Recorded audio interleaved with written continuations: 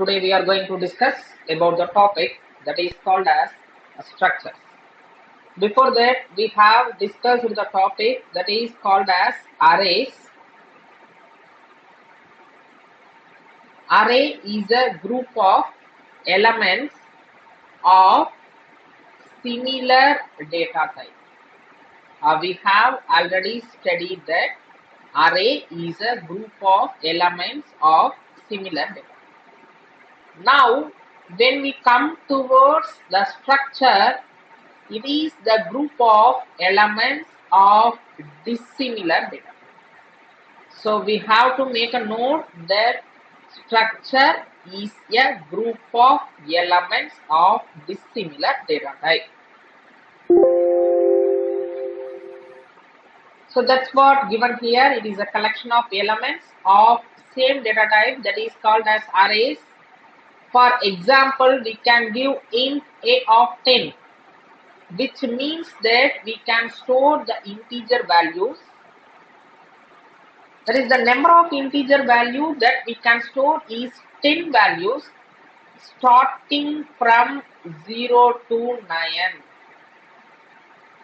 That is, when we are saying a of n, the size varies from 0 to n minus 1. That is, int a of 10 means we can store 10 integer values, that is 10 numbers. It may be a 10 or it may be a minus 5 or anything else, or 0 or etc. That is, we can store 10 integer values. The 10 integer values in the location starting from 0 to 9. That is, a of 0 to a of 9. When we come towards structure, it is a collection of elements of different data types. That is what we call it as structure. For example, if I want to store a student's number, the student's number will be in integer. After that, I have to store some student name.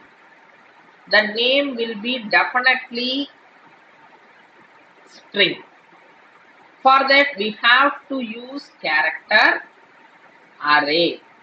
That is char n of, let us say, some size as 20, which means that we can store a name, a length up to 20. After that, if I want to store the marks of various subjects, that is int s1, that is subject 1, comma subject 2, comma subject 3. After that, I have to find out the total. So it may be again will be of type integer. So let us consider it as int total, TOT. After that, I have to find out the average of all the 3 marks. The average may contain the decimal point values, that is fractional values. So that I have to use a float. So float average. So from this, we can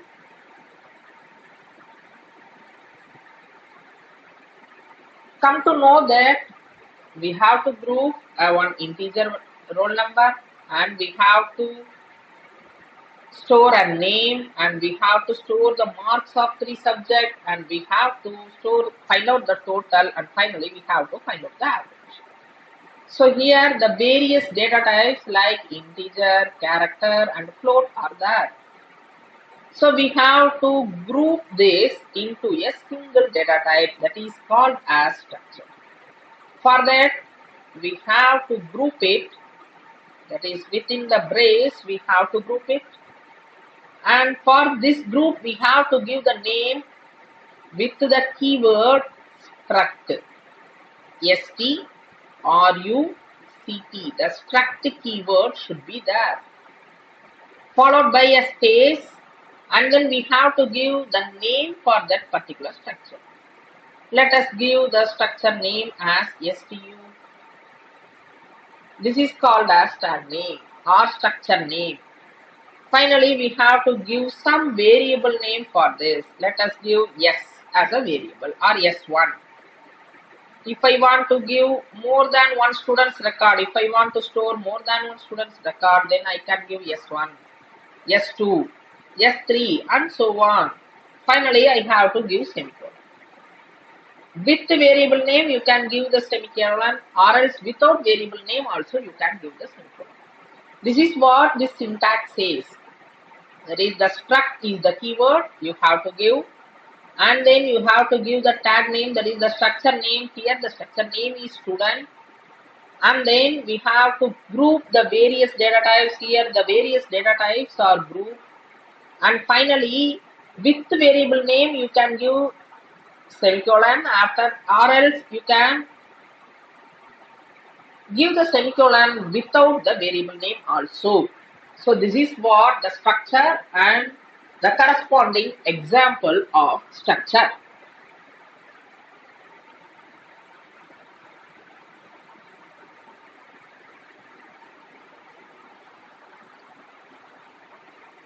So you can make a note of this.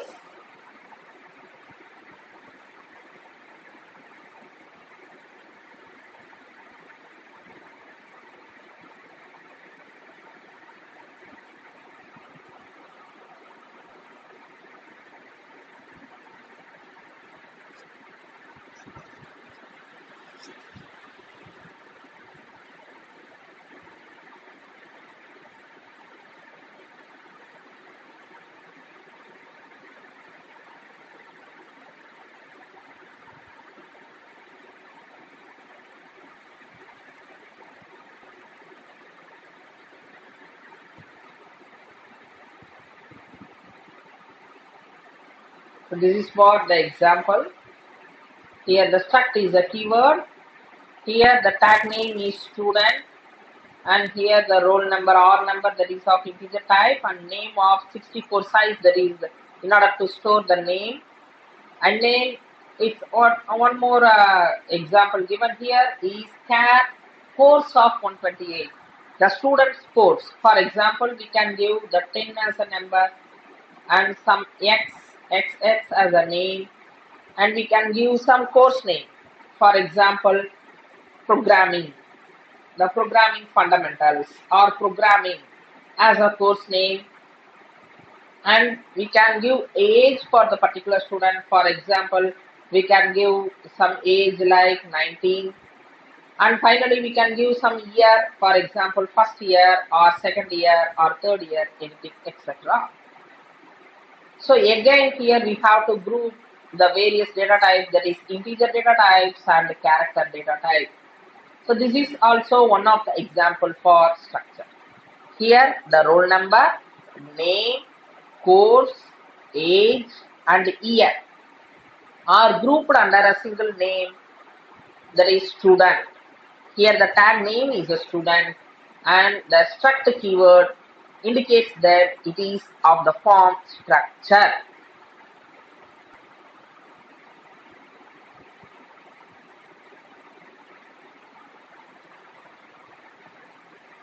So let us consider an example. So an example program, a C program that has to start with hash include stdio.h followed by the structure. Here the struct student is the structure. It contains the various elements like roll number, name, course, age and year. And here we can give the variable names, or else we can end with a semicolon. The structure has to end with a semicolon. After that, we have to open the void main of. Inside the void main, we can declare the variable for structure. The S1, S2, S3 are the various variables that are declared for the particular structure student. So that you have to give the keyword struct and followed by tag name, and then a space, leave a space between struct and student, and you have to leave a space between student and the various variable names, that is S1, S2 and S3. After that, we can get the input for the student 1 and student 2 and student 3. For that purpose, we are going to use 3 different scanner. So the integer, you have to get the integer, that is the roll number is integer. For that, we have to give %d, and then character name. The name is the character array which is of the form string. So that we have to give %s, and then for course name, again it is of character array.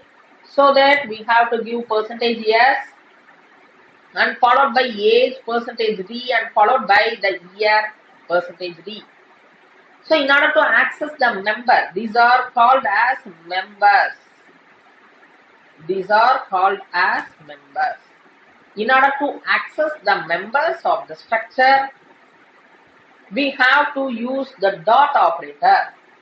For example, if I want to access the roll number for the particular student S1, we can give S1 dot, the dot is the operator to access dot or number. So this is of the form. So now I am going to get the input as roll number, name, course, age and year for the variable S1. So that S1 dot R number, S1 dot name, S1 dot course, S1 dot age and S1 dot year. As it is a scanf, we have to give the ampersand in order to get the input. And the same thing is repeated 2 times in order to get the number, name, course, age and year of S2 and S3 respectively. So after getting the input, for example, if I give the input like this, that is the first student number as 10, and then name as Ram, and his course as C programming,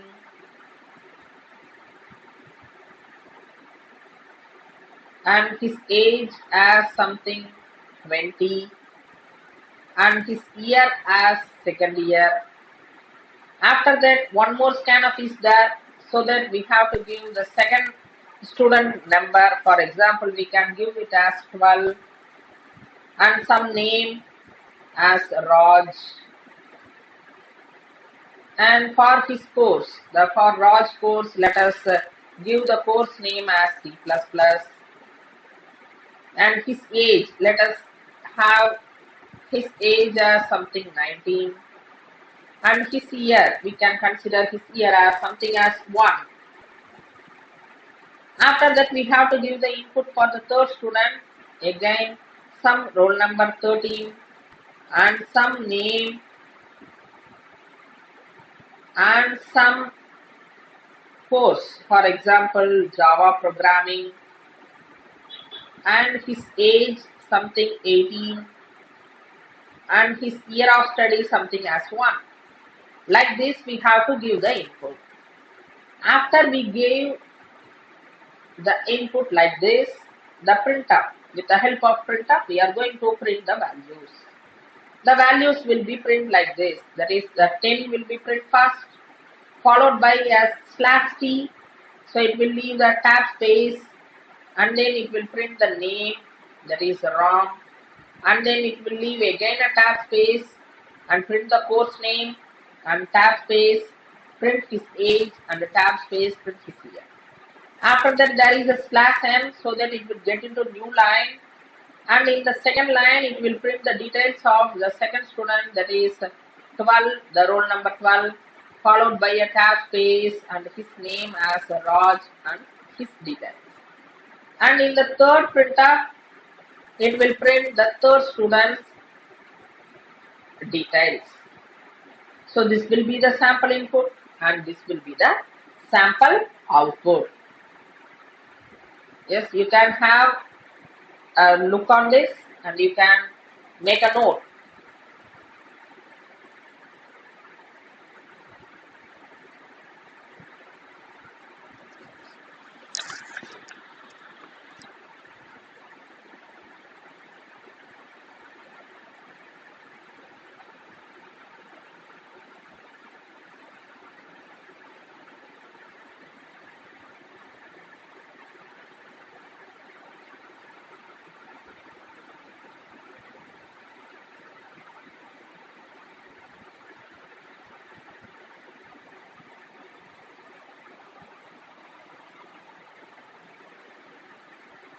So for 3 students, we are storing 3 different variables.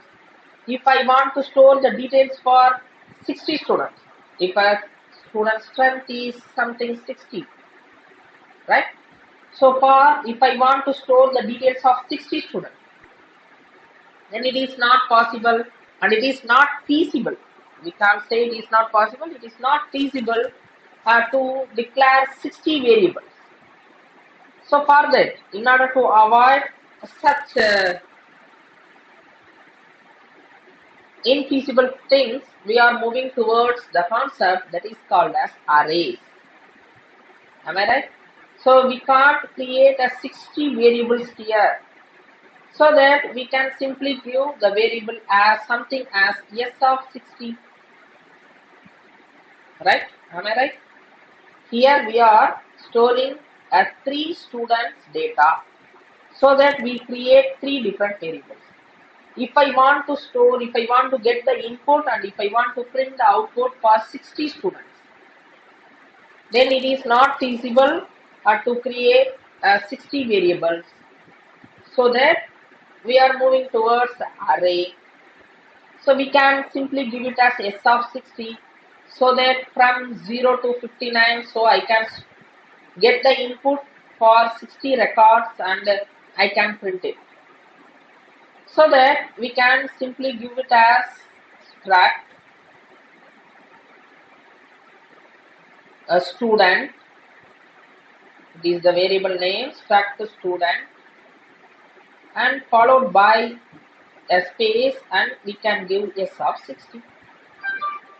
So here the array concept is combined with the structure concept.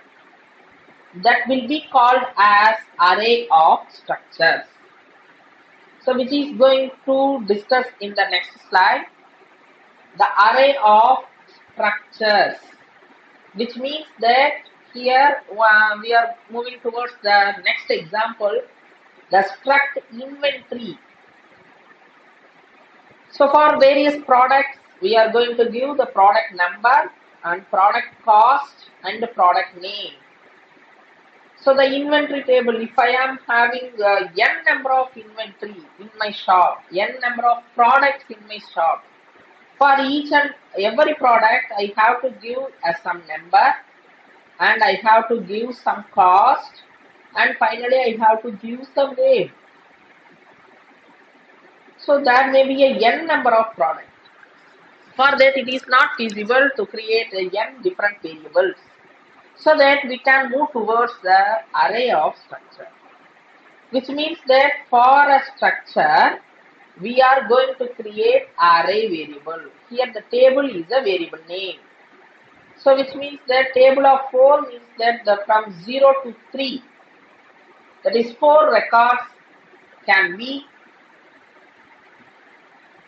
received as input and for those 4 records we can print the output. So that is called as array of structures. That is the array concept is combined with structure which is called as array of structures. Make a note of it.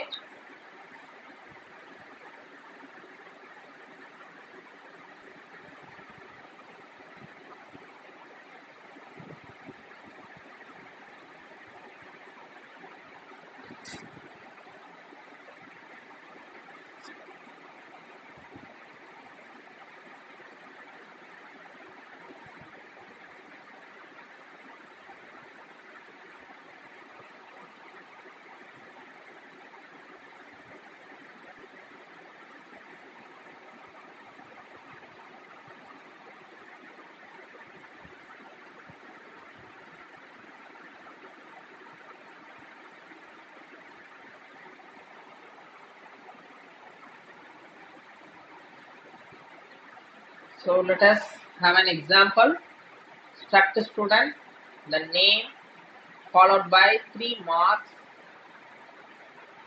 That is here only the name and the marks, 3 different marks of a particular student is going to receive as input and which is going to display as output.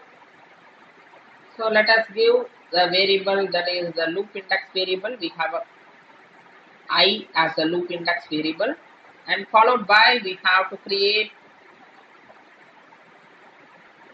a structure variable. That is, we have to create the variable for student. The student is a structure. The student is a structure's tag name.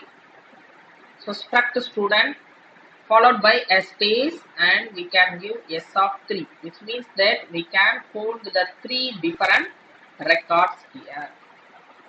So now we have to get the input.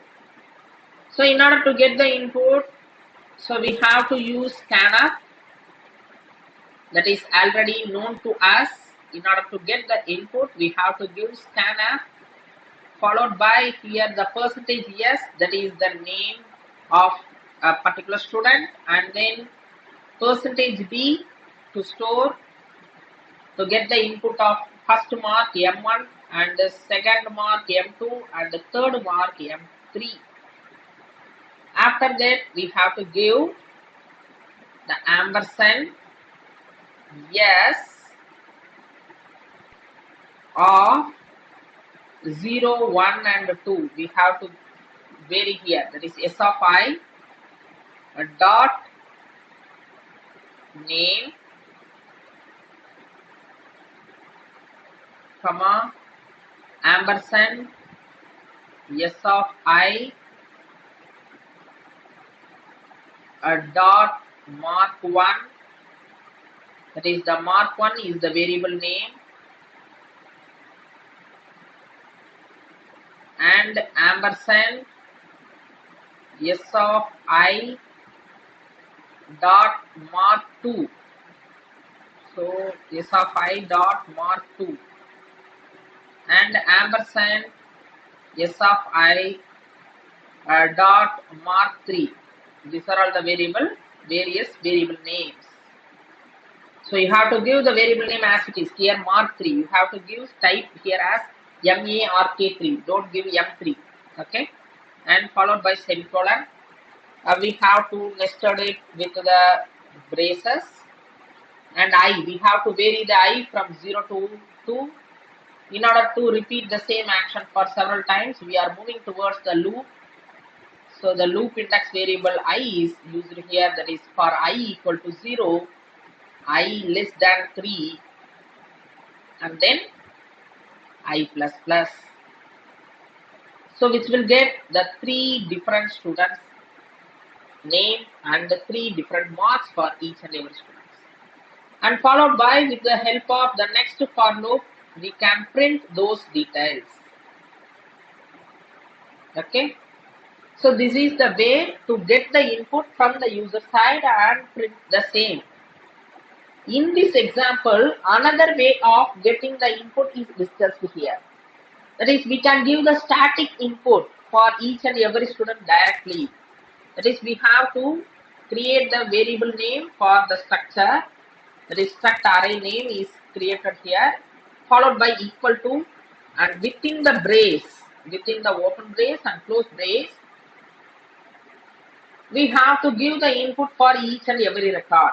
That is, this second brace, the second brace, this indicates this is the record of S1, and followed by a comma, and we have to open the brace and we have to close the brace. Within the brace, we have to give the input for the second student, and followed by a comma, and then again you have to open the brace and you have to close the brace. Within that, you have to give the input, and finally you have to close the entire brace and you have to end with the semicolon.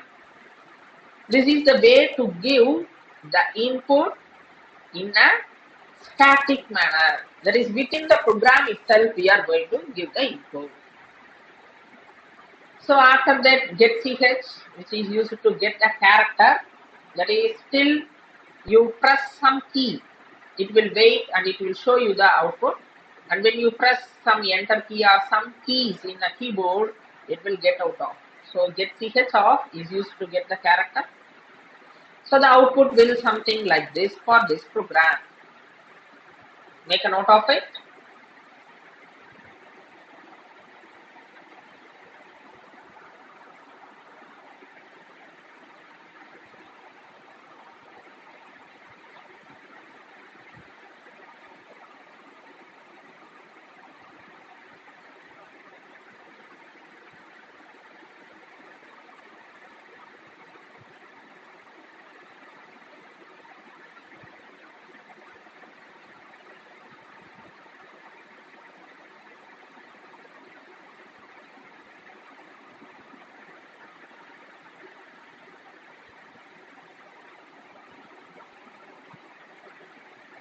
Okay. So we have discussed the nested if. That is, the nested if means that a if within the if. Nested if we have already discussed. That is, the nested if is the concept. That is, if within the if, that is called as nested if. Similarly, we have come across the concept that is called as nested loop. That is, when we come towards a pattern program, or when we try for some addition of two matrix or multiplication of two matrix, we have come across the concept called as nested loop. That is the loop within the loop. Similarly, we have a concept called as structure within the structure. That is the nested structure. The structure within the structure, that is called as nested structures. For example, here the struct employee. The employee is the struct. Within the employee structure, we are having one more structure, that is salary. Right? A structure within the particular structure. That is, the employee structure contains a name and ID, followed by it contains one more structure, that is called as salary. The salary structure contains the two variables. There is two members. One is float and another one is int. That is, in order to get the input as basic pay and DA, that is dearness allowance. And for that salary variable, we are specifying for the salary structure, we are specifying the variable name as yes. And for the employee structure, we are specifying the variable name as EMP. For example, when we want to access the members, for example, if I want to access the member of BP, the BP is the member of salary. The salary can be accessed with the help of variable, that is s dot BP. The entire salary structure is resided in EMP. So that we have to give EMP dot s dot BP. So by this way, you can access the member. The remaining things are as usual. Here, the basic pay, that is what given here, the basic pay. In order to access the basic pay, the BP is the variable that is available in salary structure, which can be accessed with the help of variable s. And then the entire structure salary is available in employee structure. So that with the help of EMP, the EMP is the variable name for the employee structure. So that you have to give two variables, EMP dot s dot BP.